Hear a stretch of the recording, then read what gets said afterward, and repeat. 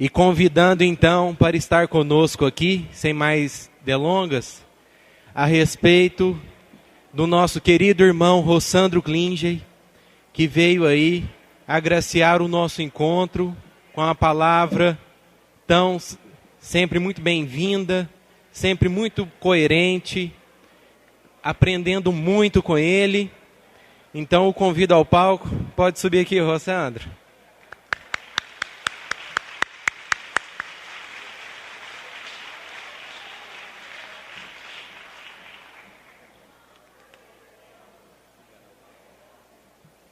Boa tarde a todos e a todas.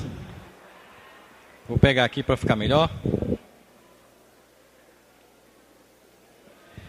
É um prazer muito grande estar aqui pela primeira vez em Tuiutaba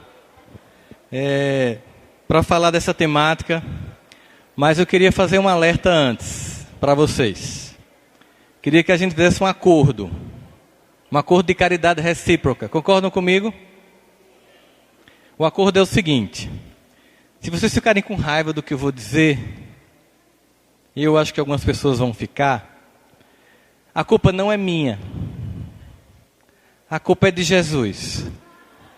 Então, se vocês quiserem tomar satisfação, vocês fazem uma prece mais tarde e perguntam para ele por que ele falou tudo isso. Concordam comigo?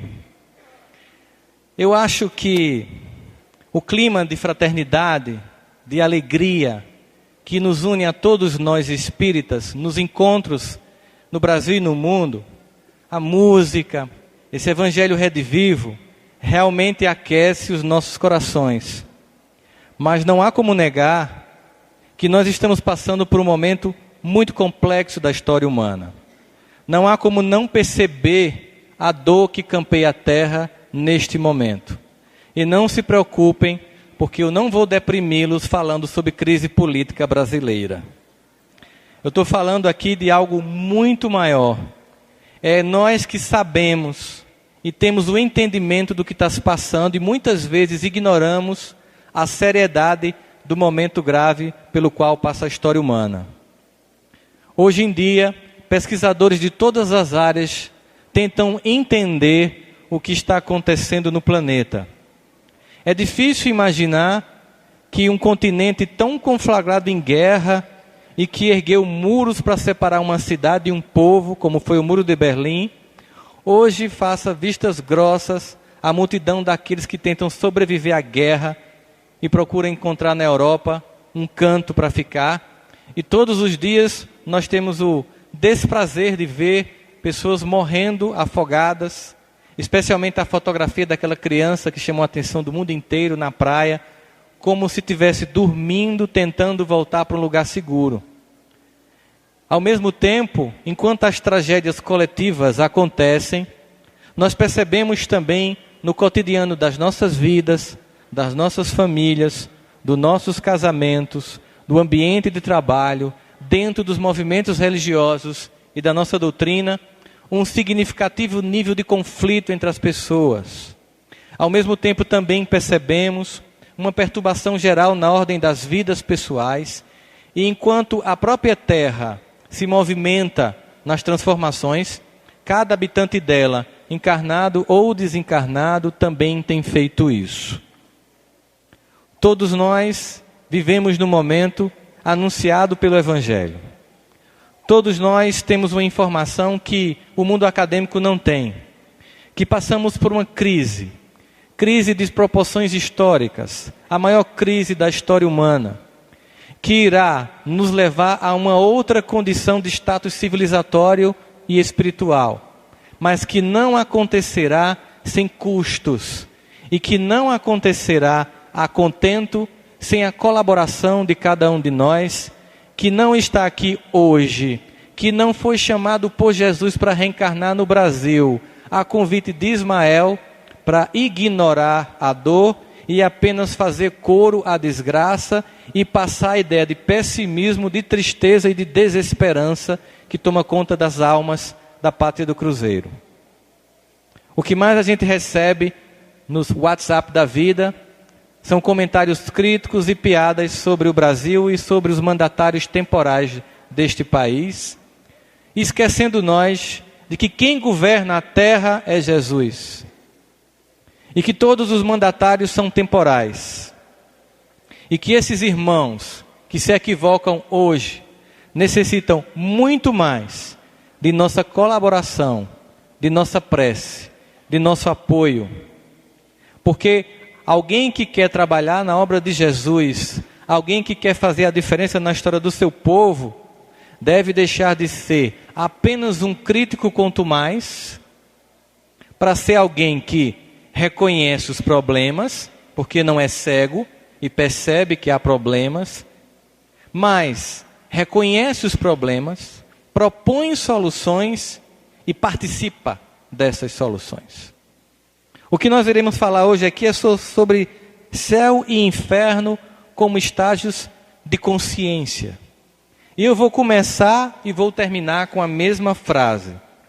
No momento como esse da história humana, em que os corações parecem desesperançados, desbussolados, sem ter para onde ir, continuamos a ter no Evangelho do Cristo e na sua própria imagem a segurança e a esperança que tantos nós buscamos. Mas na Divina Comédia de Dante Alighieri, esse escritor que dá a nós hoje os contornos imagéticos do que seria o inferno, o céu e o purgatório, na sua obra conhecidíssima da literatura mundial, em que ele, capitaneado por o poeta grego Homero, visita essas três instâncias, o céu, o inferno e o purgatório, vai revelando nelas certas condições físicas que depois são retratadas naquelas imagens clássicas de céu, de inferno, e que depois nos levam, com a doutrina espírita, à condição de entender que lugares geográficos para a dor eterna não existem, mas dentro de nós existe a dor ou a felicidade, conforme nós queiramos sentir ou expressar. Mas é interessante que quando Homero vai chegando com Dante na entrada do inferno, a primeira frase que ele lê no portal é: aqui entrarão os que perderam todas as esperanças. Mas ele diz uma coisa mais chamativa para Homero, que faz ecoar e ressonar com o que está dito no Apocalipse de João.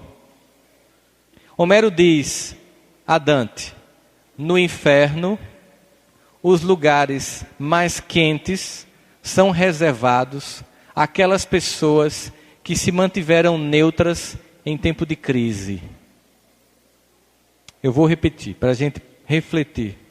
No inferno, os lugares mais quentes são reservados àquelas pessoas que se mantiveram neutras em tempos de crise.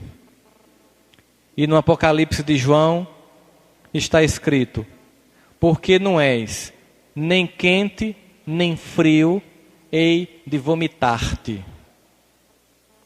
Olha o peso da assertiva. Porque não és nem quente, nem frio, hei de vomitar-te. Isso dá a clara indicação de que o Evangelho de Jesus é uma carta viva para a ação, para um comprometimento histórico, para que a gente não pense que o Evangelho de Jesus é uma experiência de fim de semana na qual a gente vai para o culto, para a missa, ou para o centro espírita tomar um passe e se sentir bem, ouvir o Evangelho, vir para o Cometrim, e no dia que volta a trabalhar, a gente se comporta com a mesma indecência, com a mesma incompetência, com a mesma falta de compromisso, com a mesma falta de ética de qualquer pessoa que nunca ouviu falar em Jesus. É nós chegarmos no lugar onde é o altar do nosso serviço e executarmos com a dignidade que o Mestre espera, porque a transformação do mundo não vai acontecer nas instituições espíritas, mas em todos os lugares. Que aqui esteja sendo forjada a nova geração de políticos do Brasil. Porque se nós acharmos que a política é só o lugar dos maus, nunca os bons vão para lá. Que nós possamos nos comprometer a executar o Evangelho naquele princípio que Francisco de Assis nos diz muito claramente. Devemos viver o Evangelho todos os dias, em todos os lugares. Quando necessário, devemos usar palavras. Olha que enfático que ele diz para nós. Devemos viver e pregar o Evangelho todos os dias, todos os lugares. E quando necessário, usarmos palavras. O que faz as pessoas viverem na condição infernal, que as tira o sono muitas vezes e as arroja numa depressão que vai tomar remédio para sobreviver, é uma consciência acusando a si mesma para se retificar. E esse é um sintoma permitido pelo alto para que chame a nossa atenção para a necessidade de mudar o roteiro. É como um alarme.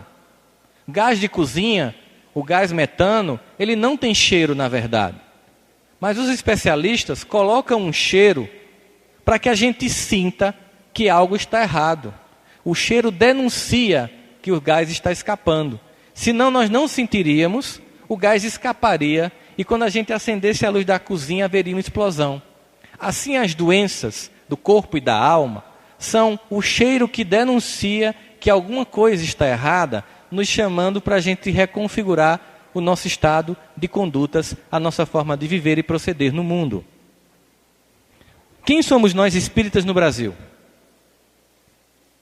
Somos aqueles falidos de outrora que recebeu uma nova oportunidade do Cristo para desta feita agir diferentemente e fazer do Evangelho uma carta viva no nosso cotidiano e não uma experiência de fim de semana, para que a gente seja mais do que um mero simpatizante da mensagem de Jesus, a gente entenda que Ele que tem um compromisso conosco, espera que a gente tenha um compromisso com Ele.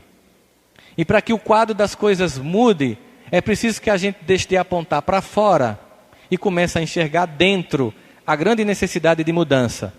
Se tem uma coisa que é alvissareira, esperançosa, neste momento pelo qual o Brasil passa, por exemplo, é ouvir das pessoas a seguinte questão: não adianta mudar os mandatários temporários do poder se o povo que elege essas pessoas não mudarem suas condutas no cotidiano ético de suas vidas.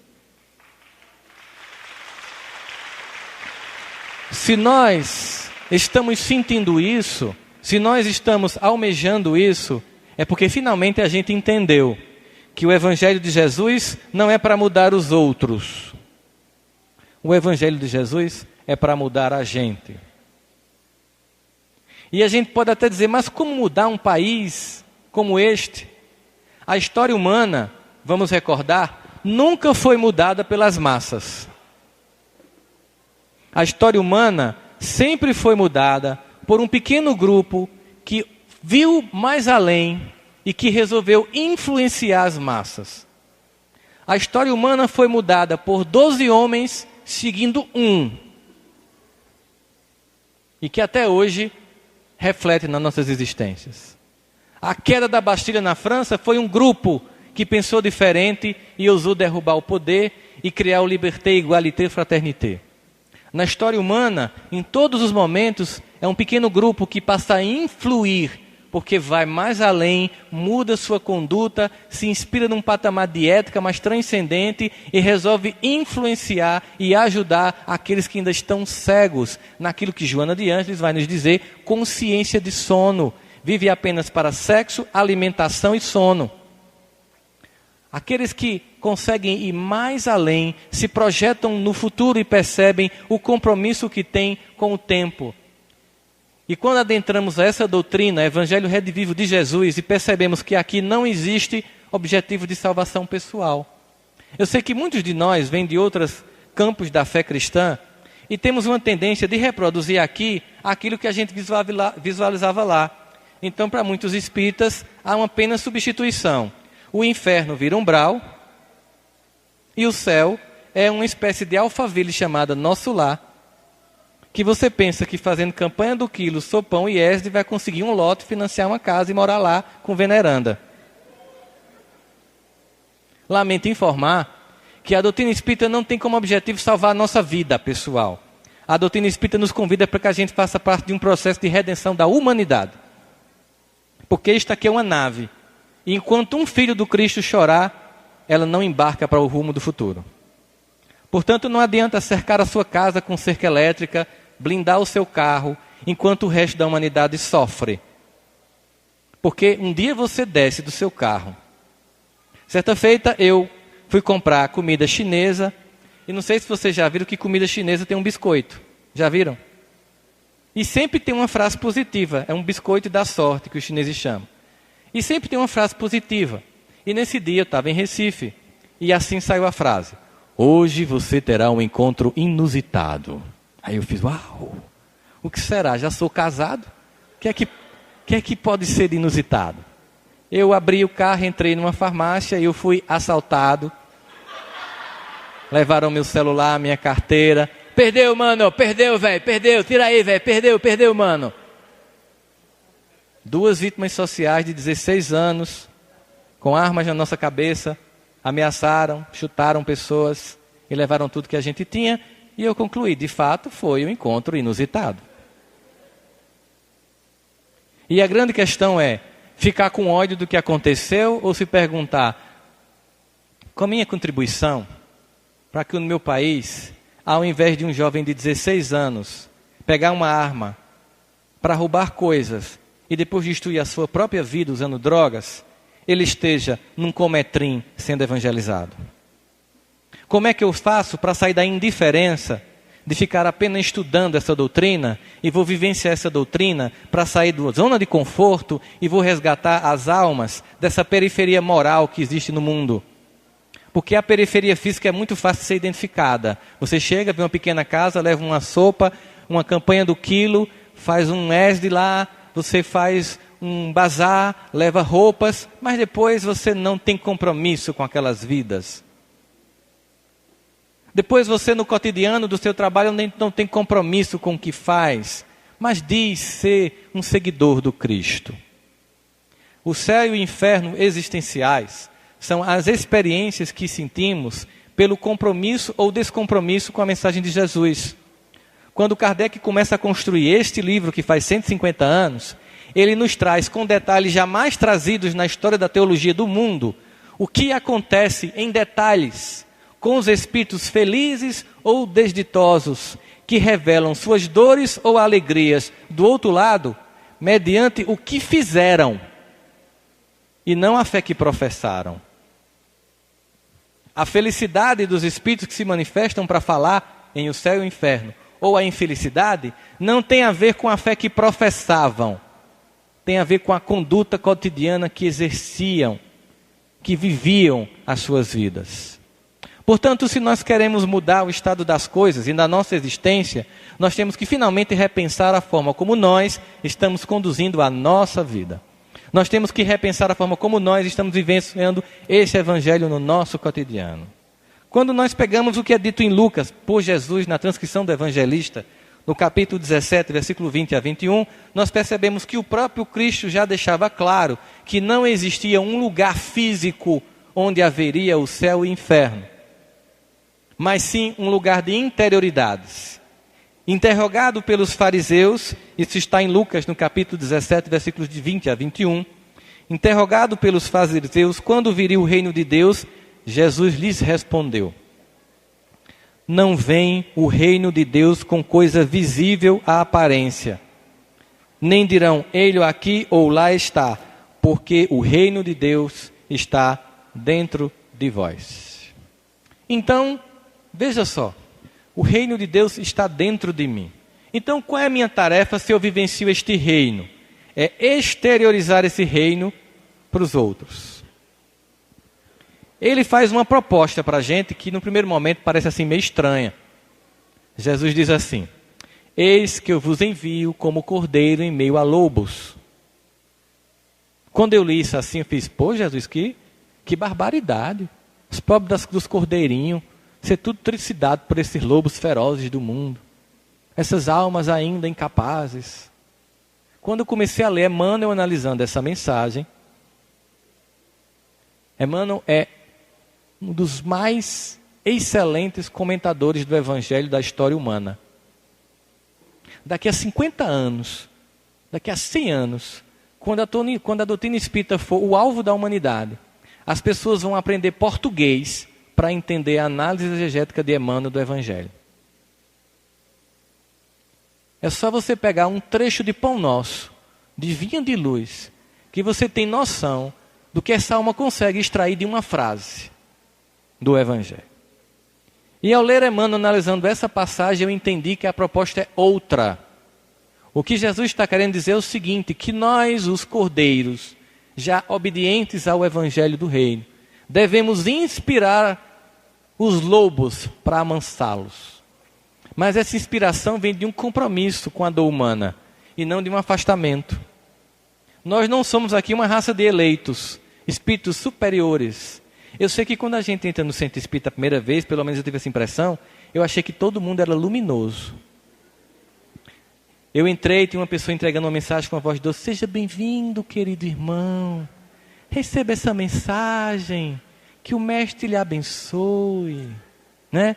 Aí eu entrei naquele ambiente com aquela música clássica tocando, saiu do forró, saiu da música sertaneja.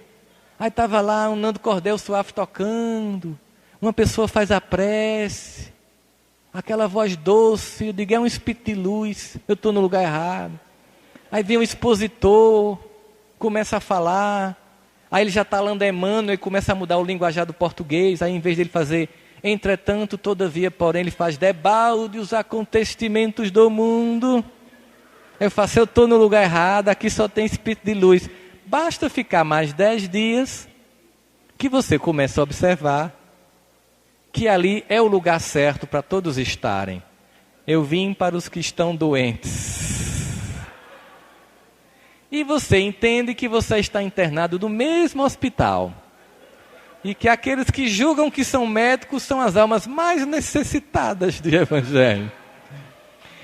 E aí você fica empolgado. Porque você descobre uma coisa fantástica nesse hospital Centro Espírita do Cristo. É que nesse hospital, o doente entende que a única forma de se curar é parar de chorar a própria dor, se erguer para cuidar de quem está ao leito do lado. E este é o grande remédio que nos tira do inferno da infantilidade de se achar a vítima do mundo, e coloca aquela aguinha na boca do filme de André Luiz, do romance, e em silêncio passa a ver a dor do outro e a ajudar. E ao final de um único dia, percebe como nossa vida é abençoada.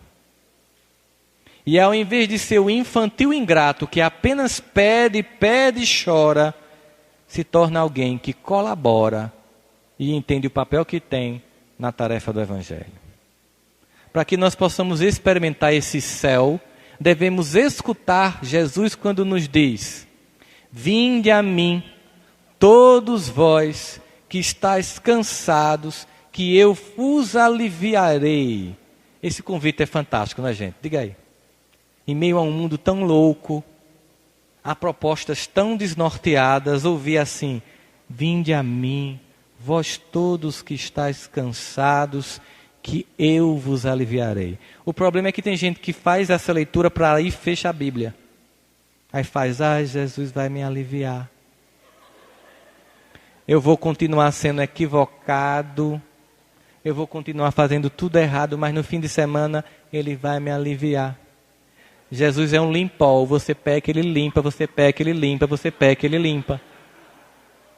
Conselho: abre novamente o trecho e continua a leitura, porque ele diz: vinde a mim todos vós que estáis fracos e cansados, que eu vos aliviarei.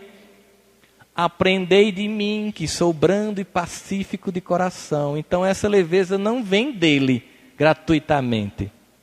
Vem inspirar-se nele para exercer a brandura e a passividade do coração. E assim eu saio do inferno do ressentimento, da falta de perdão, do milindre, do discurso de vítima, do coitadinho que só pede: eu quero passe, eu quero cura, eu quero tudo, mas não quero fazer nada.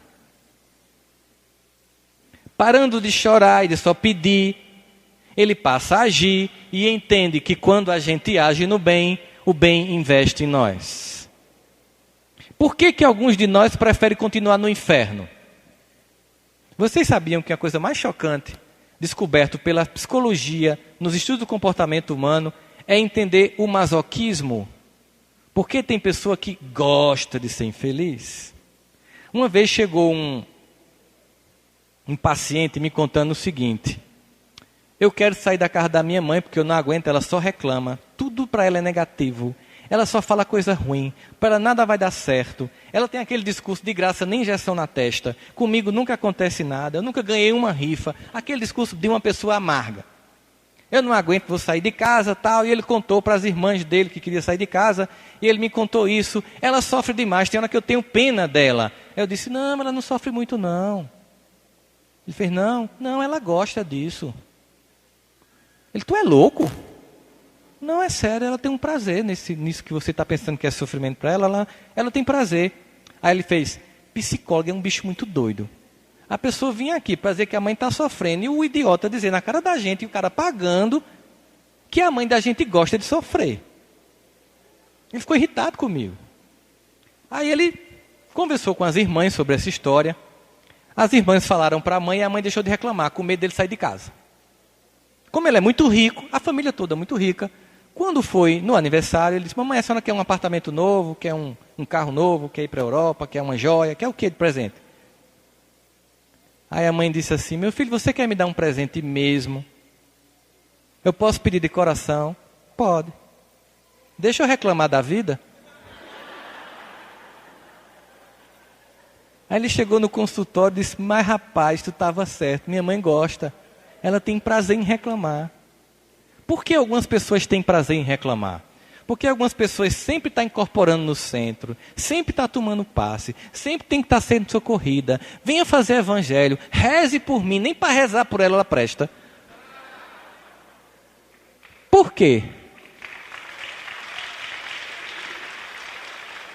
Já se perguntaram? Eu não estou falando aqui numa hora grave, em que um irmão nosso cai, e não deveria nem precisar pedir o nosso socorro. E a gente deveria lá estender a mão, o evangelho, socorrer e dar paz. Mas faz isso numa crise. Eu estou falando daqueles que fazem isso a encarnação toda. Que é mais complicado, né? Eu chamo de urucubaca. É aquela pessoa que quando vai chegando você faz, vixe Maria, olha quem está chegando ali, Jesus. Eu sei que vocês não conhecem gente assim, obviamente, que não tem aqui no Triângulo Mineiro, gente assim, né? No Movimento Espírita. Mais uma vez, eu não estou falando dos nossos irmãos que pontualmente, como nós, em algum momento da vida cai e não precisaria pedir socorro e deveria ser ajudado. E aproveito para dar um recado ao movimento espírita, que vejo isso em várias casas. Irmão que às vezes fazem uma palestra, ou que fazem parte da mediúnica, ou que fazem evangelização infantil, e que em algum momento da vida caem, se entristecem, se enfraquecem, e que viram Dalites, e que nunca mais podem voltar a fazer a tarefa, e são abandonados. Como se nós não fôssemos pessoas que a qualquer momento pudéssemos também cair. Médios que nunca mais podem voltar à mediúnica porque um dia se obsediou, como se os outros, ao recusar o retorno daquele irmão, não tivessem coletivamente obsediados. Pela total demonstração de falta de fraternidade mínima, de recolher uma alma que caiu, mas que quer se reerguer. Mas eu não vou tocar no tema. Bola para frente. Porque alguns querem permanecer na fraqueza. Porque alguns só querem pedir. Sabe por quê? Porque vítima não tem compromisso com a própria vida, nem com a mudança do mundo. O discurso de vítima é altamente conveniente. A vítima só pede, nunca dá, nem mesmo a si. Mas o Cristo está chamando a gente para o BOPE. Para um treinamento ostensivo, de preparação de forjar a armadura que Paulo descreve, o capacete da justiça, a espada, o escudo, para que a gente vá para esta guerra e vença, porque o bem é quem impera no mundo que Deus comanda. E o mal provisório daqueles que um dia serão anjos, que um dia serão luz, que um dia serão exemplos a serem seguidos. Muitos desses irmãos que a gente critica, um dia, como nós já fomos errados, um dia estarão aqui buscando o Evangelho de Jesus. Precisamos então agir. Precisamos então sentir essa paz. Precisamos então sair da zona de conforto e forjar em nós a atividade do Evangelho. Muitos irmãos nossos vivem apenas a visualizar as notícias, sem se perguntar como eu posso fazer para mudar a história do mundo. Como eu posso fazer para mudar a história da minha cidade, da escola onde eu trabalho, do lugar onde eu trabalho, da minha família.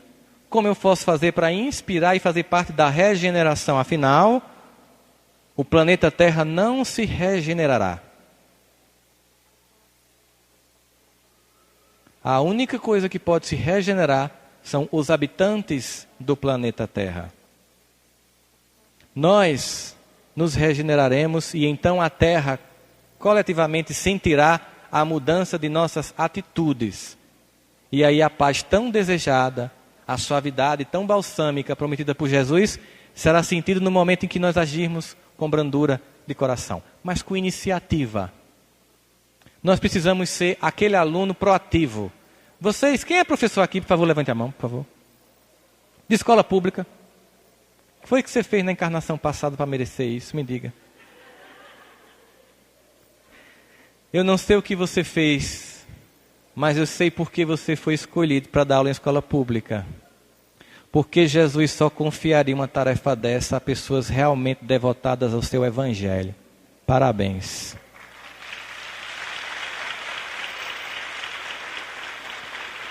Só espíritos devotados ao evangelho de Jesus se submetem a dar aula num país que não reconhece a educação, nem muito menos o educador.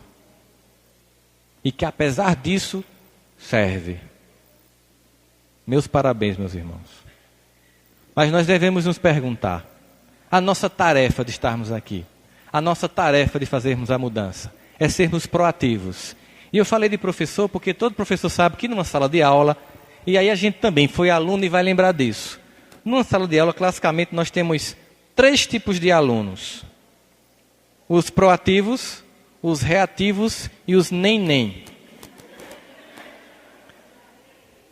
Numa turma de 50 alunos, 5% são proativos. Eles fazem mais do que o que você pede, antes que você peça. E antes de você terminar a pergunta, ele já está com a mão estendida.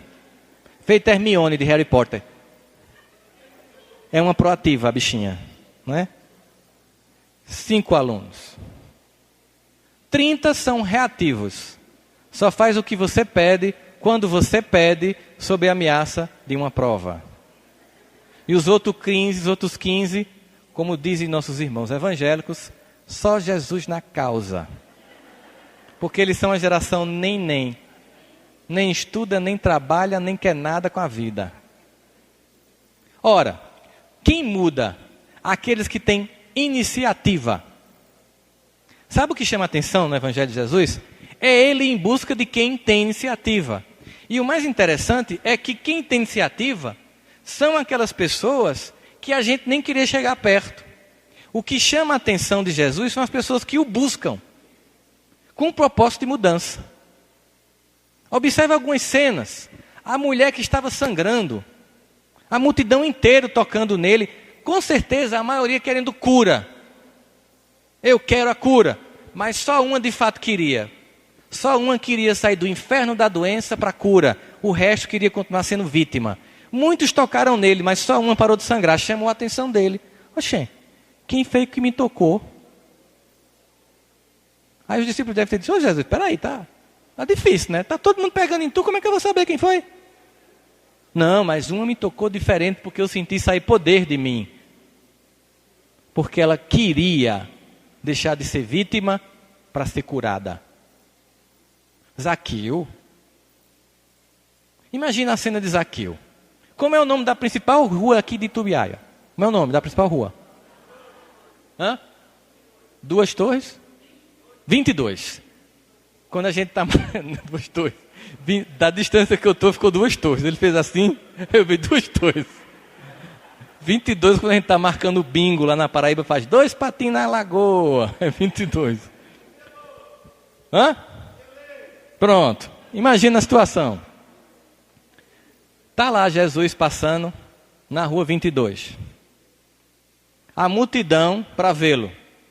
Porque ele tinha 32 anos já. Aquela multidão para observá-lo. Ele já era uma espécie de celebrity person da Judeia. Todo mundo queria fazer um selfie com Jesus na época. Certo? Era chique. Mas tinha um homem chamado Zaqueu, que era... Quem era Zaqueu? Vamos imaginar que um cidadão aqui da cidade E a cidade passa pela seguinte situação. Essa cidade é invadida por Campinas, lá de São Paulo.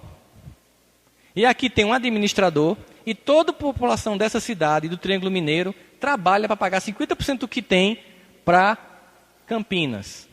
E quem cobra esse imposto é Badinho. Como vocês sentiriam ao olhar para ele? Ele é um cidadão da cidade que está cobrando imposto para o invasor. Ele era amado? Era odiado. Imagina esse Zaqueu.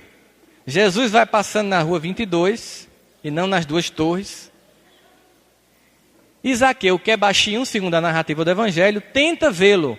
Quando ele tenta passar na multidão, que a multidão olha para ver quem está fazendo assim para passar, que vê que é ele, o que é que faz? Sai, miséria, nojento, cobrador de imposto. Tu lá merece ver Jesus, miserável. Empurra. Sabe o que é que faz uma pessoa que tem autoestima baixa? Vai para casa chorar. Ninguém me ama, ninguém me adora, ninguém me chama de meu amor. E vai cantando, ai, me not dog no. A vítima. Zaqueu não. Eu quero ver esse homem. Ninguém me deixa passar, mas eu vou ser proativo. Eu não vou desistir. Vi uma árvore, um sicômoro, árvore típica da região, subiu em cima. E veja, Jesus ia passando com um monte de gente lá, ele olha para aquele baixinho lá em cima. E diz, eu vou comer na tua casa, desce daí. O que chamou a atenção em Zaqueu? Proatividade. Eu quero mudar. Eu deixei de ser vítima. Deixei do discurso de coitadinho. Cansei de errar. Eu quero mudança. Por que o filho pródigo é abraçado e comemorado, embora achasse que não merecesse quando volta para a casa do pai? Porque ele errou, porque ele perdeu tudo, porque ele apostou errado, porque ele investiu em pessoas que não amavam ele, porque perdeu tudo e a todos e entendeu e quis mudar. E quando ele volta, ele é abraçado e festejado. Tem um ditado oriental que diz que quando a gente dá um passo em direção a Deus, ele dá 1000 em nossa direção. Mas a gente tem que dar o primeiro passo. Pelo menos o primeiro passo. Faz a tua parte, que o céu te ajudará. Olha só, dê o primeiro passo. Nós somos chamados para sermos os filhos trabalhadores da última hora, proativos do Evangelho. Nós somos chamados para, no cotidiano das nossas vidas, exercer a dignidade de nossas tarefas. Vocês conhecem o Salmo 100? Conhece ou não? Se eu disser a primeira estrofe, vocês dizem? Celebrai com júbilo ao Senhor.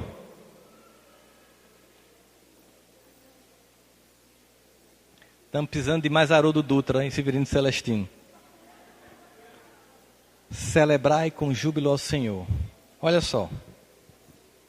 São 150 salmos.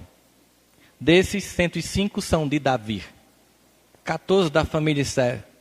E alguns outros de reis também conhecidos. Mas o Salmo 100 e alguns outros não tem um autor conhecido. Mas o Salmo 100 ou 99, conforme a tradução que você esteja da Bíblia na mão, diz o seguinte: celebrai com júbilo ao Senhor todos os moradores da terra, servindo a Deus com alegria e apresentando-se a Ele cantando. Aí você termina de ler, para que essa fúria todinha? Né? Por que celebrar a Deus com alegria, apresentar-se a Ele com júbilo e cantando? O salmista conclui dizendo, porque Deus é bom, eterna é sua bondade, sua fidelidade dura de geração em geração. A pergunta que não quer calar, onde eu celebro com júbilo ao Senhor? No centro, no final de semana? No culto, na missa? Se eu sou um professor que tenho que chegar de 7 horas na escola e saio e chego às 7h30, que tenho que sair de 11h30 e saio às 11h, todo dia eu roubo como um grande corrupto 1 hora do dinheiro do povo que paga meu salário e que talvez tenha como único lugar de redenção na existência a aula que eu dou naquela escola, porque tem pais descompromissados e falidos. E eu saboto o destino dessas crianças pelo meu descompromisso moral. Mas no final de semana, eu celebro a Deus. Se eu sou um servidor público e tenho estabilidade pública do meu emprego pelo concurso que eu estudei, ralei para passar, parabéns, foi mérito seu. Enquanto quase 8 milhões de brasileiros agora estão desempregados, e você não trabalha o tempo inteiro do expediente que você deveria trabalhar, e você só reclama por melhorias, mas não presta um serviço de qualidade ao povo que te paga, você é um corrupto. E depois, quando está vivendo um inferno pessoal, se pergunta a Deus, o que foi que eu fiz? E dos céus vem um grande silêncio, porque a consciência desperta quando a gente está pronto. Eu pedi a um amigo da Nova Zelândia, que está morando na minha cidade, que começou a trabalhar, para ele descrever para mim as pessoas aonde ele trabalha, quanto tempo trabalham. Ele disse, por quê? Não, porque você é de outro país, eu queria ver como é que você, que é de outro país, vê um trabalhador aqui. Aí ele, tá certo, quantifica as horas de fato de trabalho. Ele depois mandou um relatório para mim. Aonde eu trabalho, as pessoas recebem por 40 horas semanais, mas trabalham 22. Aí mandou o relatório. 8 da manhã, as pessoas entram no lugar para trabalhar. Mas elas começam a comentar o fantástico, como foi o final de semana, começam a mostrar os vídeos engraçados que foram recebidos no WhatsApp, começam a mostrar as fotos que tem, aí de 8h30 ligam o computador. Mas de 9h30 tem um café, que era para ser apenas um café e vira um lanche de mais 30 minutos. Quando dá 11h30, embora o expediente termine de meio-dia, as pessoas desligaram o computador e estão feitos alunos doidos para a aula acabar. Calculando isso durante uma semana, cheguei à conclusão de que, pelo menos na empresa onde eu estou, as pessoas recebem para trabalhar 40 horas, mas trabalham 22. Se isso não é corrupção... Ah, mas você não sabe que meu patrão é um explorador e quanto é que eu ganho. Isso é um problema dele.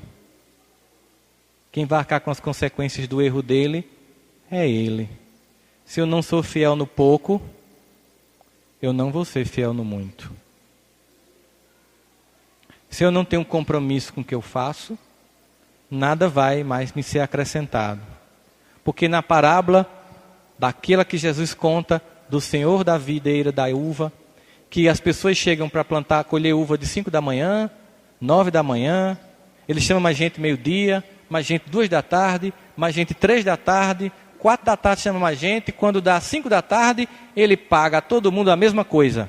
E a revolta é imensa. Como é que pode? Eu cheguei aqui 5 da manhã, esse homem chegou 4 da tarde, e trabalhou apenas 1 hora, e você está pagando o que eu ganho. E ele acrescenta dizendo, e quem pouco tem, tudo lhe será tirado, e quem tudo tem, mais lhe será acrescentado. Parece a parábola mais injusta do Evangelho. Um dia, eu lembrei da história de um Amnão que estava nos Estados Unidos na época de Henry Ford. Vocês ouviram essa história na internet, mas ela é real.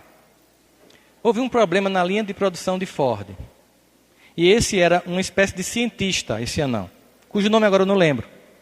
E ele contratou esse homem porque ninguém conseguia resolver o problema na linha de produção do Ford T, aquele pretinho clássico que a gente conhece. E esse homem simplesmente conseguiu resolver. E cobrou mais ou menos o que seria hoje $10 mil da época, seria quase $1 milhão. E aí Ford mandou dizer para ele que aquilo era um roubo e que era um absurdo, e queria que ele descrevesse numa nota onde ele gastou tanto dinheiro. E ele mandou a nota, que virou uma anedota da internet, mas é uma história real, em que ele dizia o seguinte: parafuso que impedia a linha de montagem de funcionar, $10. Conhecimento para saber qual era esse parafuso, $9.900. Uma vez eu estava com um colega cardiologista, cirurgião, andando num carro dele que deu um problema, e a gente parou numa cidade do interior de São Paulo, e como era uma marca importada, não tinha como consertar ou substituir a peça. Fomos a uma oficina e o mecânico começou a desentupir uma área que estava provocando a paralisia do motor. E na conversa com esse meu colega cardiologista, eu disse assim: o senhor faz o quê? Ah, eu sou cardiologista, eu sou cirurgião cardíaco. Aí ele disse assim: doutor, a vida é muito injusta, porque observa o que eu estou fazendo no seu carro. Eu estou desentupindo as veias do coração dele pelo andar. O senhor não faz isso? É. E eu ganho muito menos do que o senhor. É injusta essa vida, porque eu estou desentupindo a veia do seu carro. Ele disse: eu entendo o que o senhor está dizendo, eu acho que é compreensível. Eu queria saber o seguinte: você conseguiria desentupir esse motor aí com o carro andando? Ele disse: não, claro que não. Pois é, eu estudei muito para operar o paciente com ele vivo. Eu não desligo ele, tiro a peça, desentupo, depois coloco. Talvez seja por isso que eu ganhe mais. Eu não estou dizendo que o senhor não mereça ganhar mais.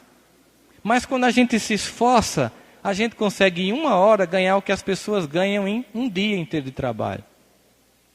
E ao invés de ficar com raiva, nós devemos nos capacitar para servir a Deus. Ao invés de se comparar com as pessoas, devemos analisar nossa trajetória. Devemos analisar o quanto nós podemos fazer para que o mundo saia deste momento. Para que a gente vá mais além. Para que a dor deixe de campear os nossos corações e os demais, é preciso que a gente se capacite para servir a Deus. Precisamos deixar de ser a vítima, que apenas chora, que apenas reclama e que começa a agir para mudar a história do mundo. Precisamos entender que doutrina espírita é o grande manual de transformação da raça humana. Que esse Pentateuco, desdobrado por muitos irmãos nossos, exemplarmente Chico Xavier, em tantas outras obras que nos emocionam, não são apenas uma ficção à la Harry Potter. André Luiz não é um Matrix. Emmanuel não é uma minissérie tipo Game of Thrones. É a narrativa da trajetória do ser na Terra em busca da luz.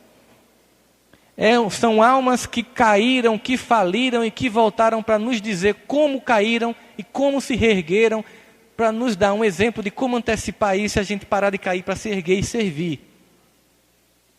Que nós temos que entender que tudo que a gente lê é um treinamento para atitude e para ação e não apenas um deleite intelectual. Para que a gente fique encantado com obras maravilhosas e depois façamos um filme, choremos dentro do cinema, mas não cheguemos na nossa casa com uma mudança de atitude. Está claro para nós que Jesus não é um objeto de culto. Para nós, Jesus é um modelo de conduta e de comportamento. E eu lembro de uma música da minha infância, que vocês devem cantar também, vocês devem lembrar, que trata exatamente disso. De Jesus como um objeto de comportamento, como um modelo de comportamento e não como um objeto de culto. Vocês conhecem essa música? De um padre chamado Padre Zezinho. Um dia uma criança me parou, olhou-me nos meus olhos a sorrir, caneta e papel nas suas mãos, tarefa escolar para cumprir, e perguntou no meio de um sorriso o que é preciso para ser feliz. E o que é que tem que fazer? Amar como Jesus amou, sonhar como Jesus sonhou, pensar como Jesus pensou, viver como Jesus viveu, sorrir como Jesus sorria, sentir como Jesus sentia. E ao chegar ao fim do dia, eu sei que eu dormiria muito mais feliz. Entende? O que nos faz dormir feliz no céu do encantamento é viver, pensar, agir inspirado em Jesus, porque a gente ainda não consegue fazer como Ele.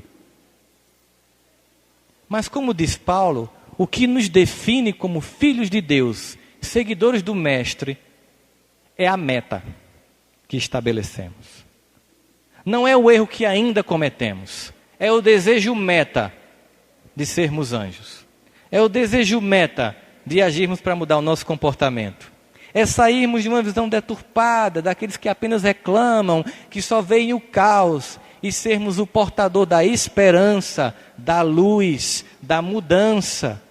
É quando todo mundo diz não dá certo, a gente dizer vai dar certo. Nós devemos ser como os bombeiros.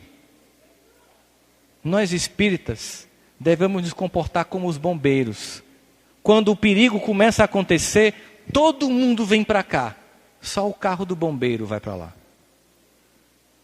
Nós devemos entender que nós estamos aqui para apagar fogo, mas para acender a chama ardente do Evangelho no coração. Nós devemos fazer o movimento inverso. Enquanto todo mundo corre e só fala do caos, nós devemos ir em encontro daquelas pessoas e levar esperança. Porque a esperança não vai se materializar do céu na terra. Nós somos o sal da terra e a luz do mundo. É em nós que as pessoas vão ver expressa a esperança. É quando a olhar para a gente e ver, aqui eu vou encontrar alguém que serve o Evangelho, que quer me consolar, que quer me levantar, que quer seguir comigo. Isso é o que dá paz. Sabe o que é que dá? Os espíritos obsessores aqui falam assim. Sabe o que é que dá paz? O que dá paz, até o passarinho se irritou. O que dá paz é sentimento de dever cumprido. Observe, qual é o dia que você não dorme bem? Quando você não conseguiu fazer tudo que tinha feito, que tinha planejado para fazer. Qual é o dia que você dorme em paz? Mesmo muito cansado. Quando você fez tudo que você planejou para fazer. Aí você fica cansado, mas dorme em paz. E a gente busca sair desse inferno existencial para esse céu existencial. Mas não é meditando apenas. Não é tendo uma experiência espiritual desprovida de sentido. É indo mais além de perceber apenas a expressão emocional do Evangelho. Todas as religiões atraem, elas têm mensagens belíssimas, mas elas chamam para a ação. Mas a maior parte de nós fixa na aparência. Muita gente resolve ser evangélico. Diz, não, porque é muito lindo, a pregação dos pastores, a banda mineira diante do trono cantando, é muito lindo, Regis Danés cantando como Zaqueu, é emocionante, mas a pessoa não muda. Não, bom é ser católico. Agora tem um padre que tem chapéu de cowboy, tem outro que canta, que é um gatão, chamado Padre, Fábio de Melo, que embaixo nos comentários do YouTube é engraçado. Coisa linda, não sei o quê. As pessoas veem a mensagem e só faz essas coisas. Tem agora Reginaldo Manzotti. E tem a história de Francisco de Assis, de Clara, a igreja, os vitrais. Mas não muda. Não, o bom é ser budista.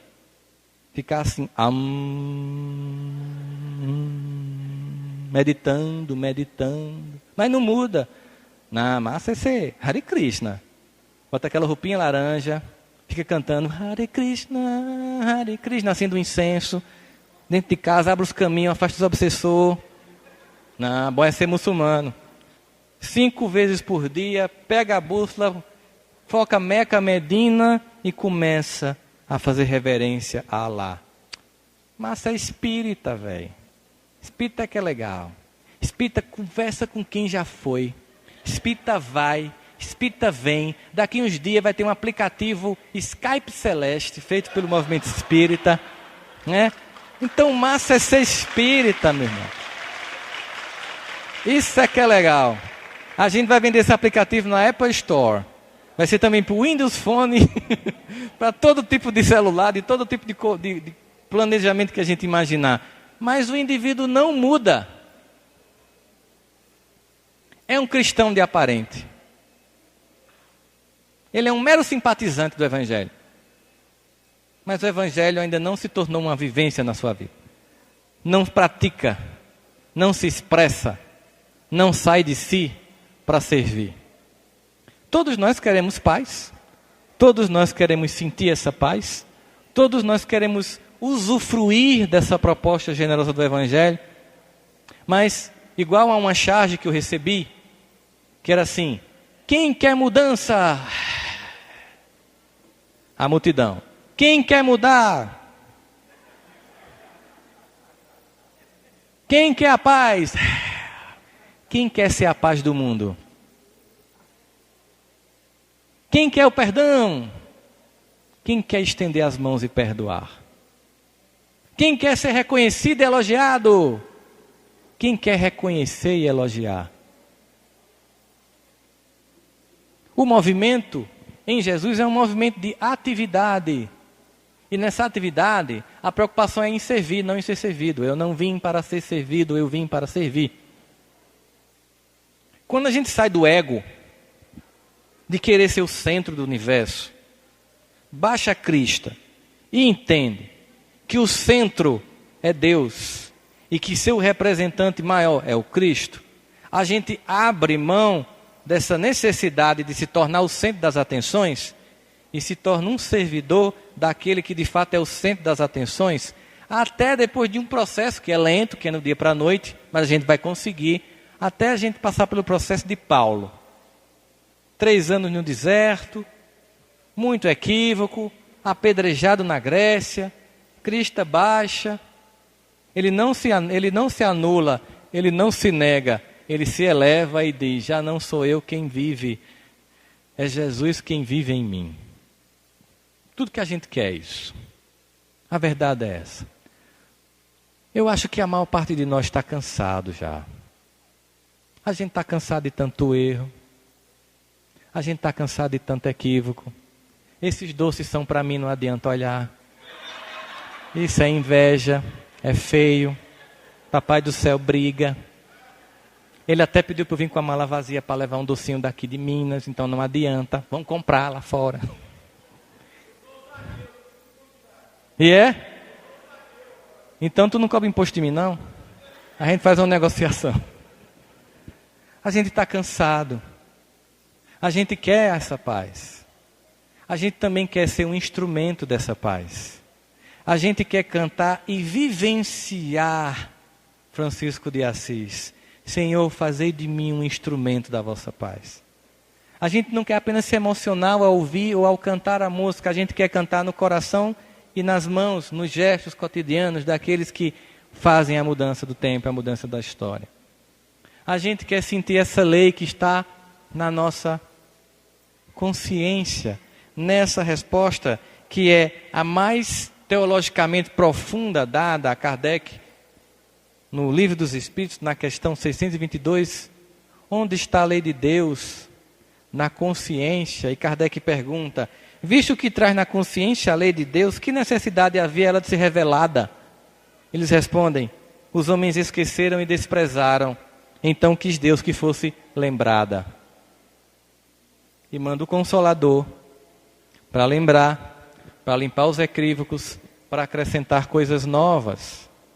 E ao invés de sermos as vítimas que choram, ao invés de sermos as pessoas que buscam perceber que está dentro de nós as soluções.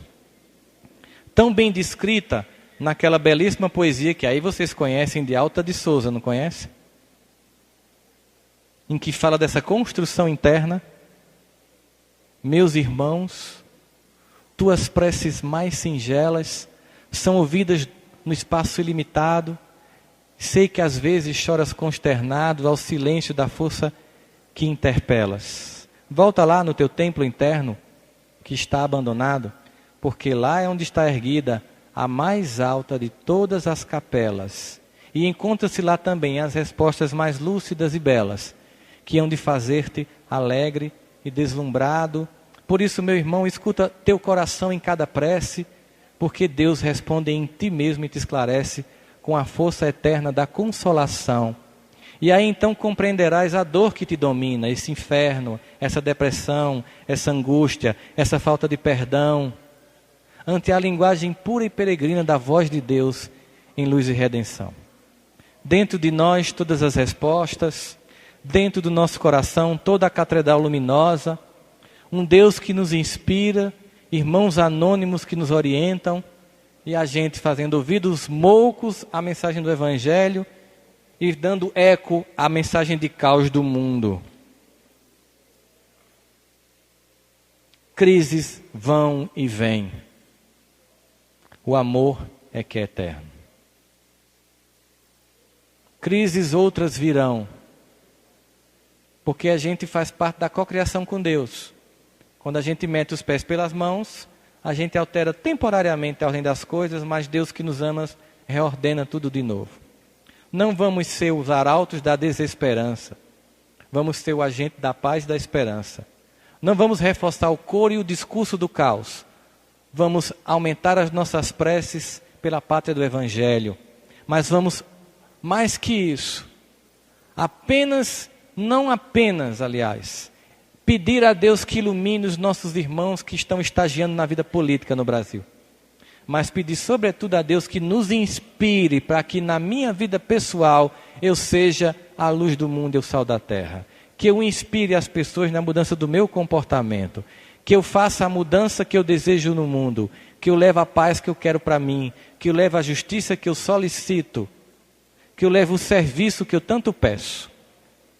E aí, cada um de nós, pontuadamente fazendo a nossa parte, vamos mudar a história do mundo. Esse evento acontece no Triângulo Mineiro há 52 anos. E eu tenho certeza que quem está aqui desde os primeiros eventos sabem o quanto este país melhorou. Eu tinha feito uma palestra no Ministério da Defesa em Brasília. Depois eu fui jantar com um general. E quando nós chegamos no restaurante, tinha um ex-ministro do Supremo aposentado. Que eu não vou dizer nem o nome do ministro, nem do coronel, certo?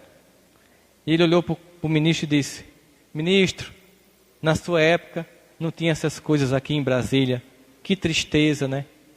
O ministro deu uma risadinha e disse: ô meu filho, deixe de ser inocente. Na minha época não tinha imprensa livre para denunciar. O que nós estamos vendo hoje é o expurgo, é a limpeza, é o revelar, é o vir à tona do que sempre aconteceu, para que haja mudança. Portanto, o que está acontecendo é a mais pura expressão da esperança.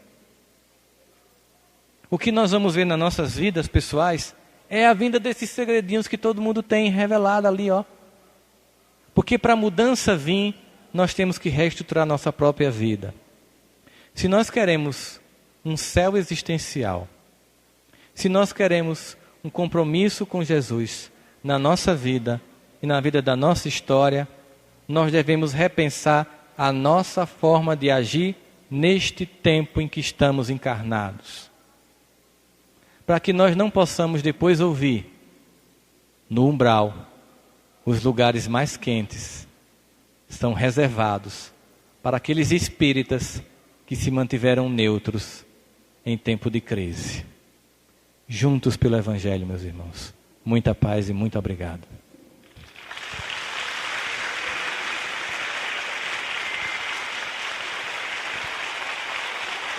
Obrigado.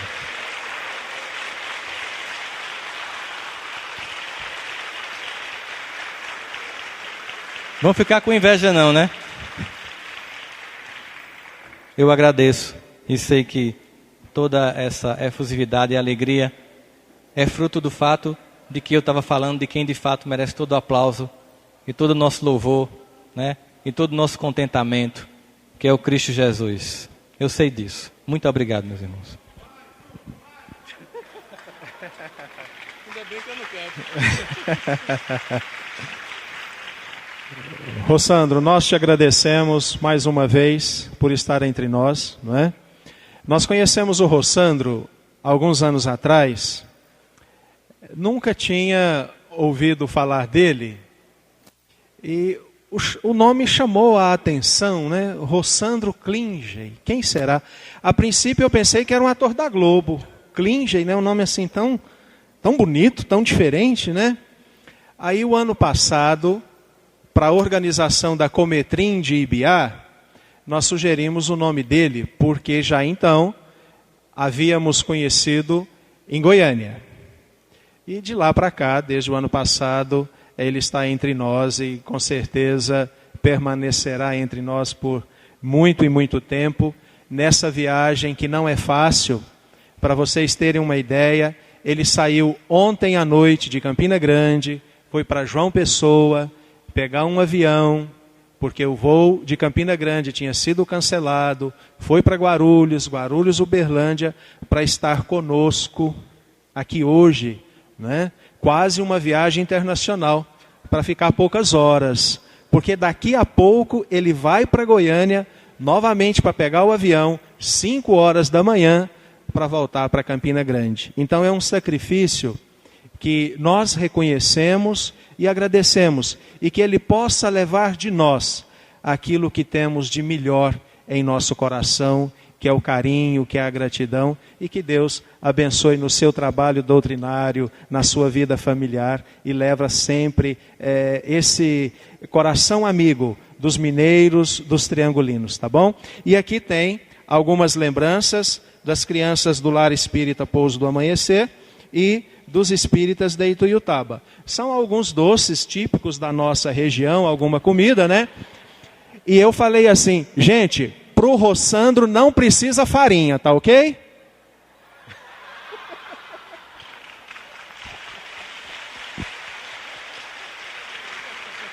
Gente, é o seguinte, tanto ele quanto a Ana vão permanecer ali algum tempo, de frente para o backdrop, para tirar uma foto, pegar um autógrafo, porque ele é o autor desse livro, Auto Perdão, editado pela Federação Espírita do Estado de Goiás, e coautor do livro, junto com a Ana, Céu e Inferno, Mito ou Verdade.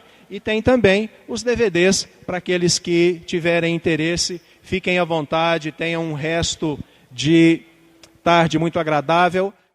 Rede Amigo Espírita, uma ferramenta de união, interação e divulgação do movimento espírita. Acesse www.redeamigoespírita.com.br e confira nosso acervo disponível. Rede Amigo Espírita, divulgando, instruindo e unificando.